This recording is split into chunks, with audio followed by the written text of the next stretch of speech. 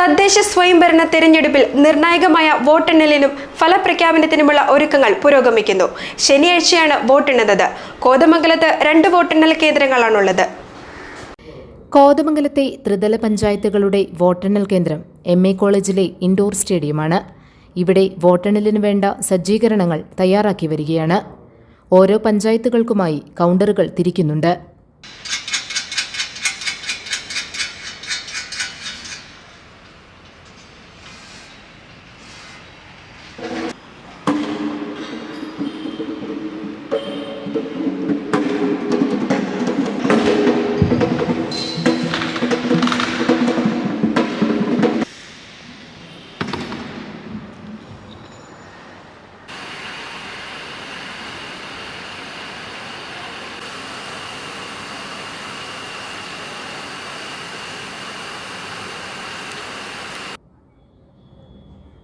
മുനിസിപ്പാലിറ്റിയുടെ വോട്ടെണ്ണുന്നത് Mar Basil higher secondary സ്കൂളിലാണ്. അവിടെയും ക്രമീകരണങ്ങൾ ഒരുക്കുന്നുണ്ട്. ശനിയാഴ്ച രാവിലെ 8-നാണ് വോട്ടെണ്ണൽ ആരംഭിക്കുന്നത്.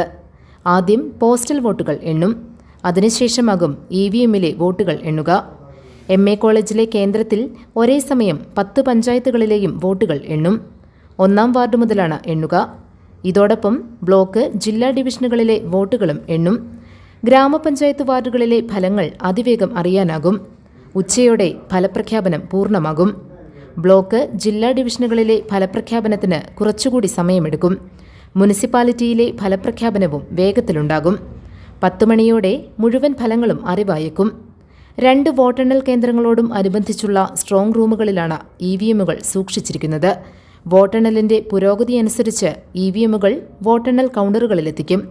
വോട്ടെണ്ണലിൽ പങ്കെടുക്കുന്ന ജീവനക്കാർക്ക് പരിശീലനം നൽകിയിരുന്നു. News desk, GTV news.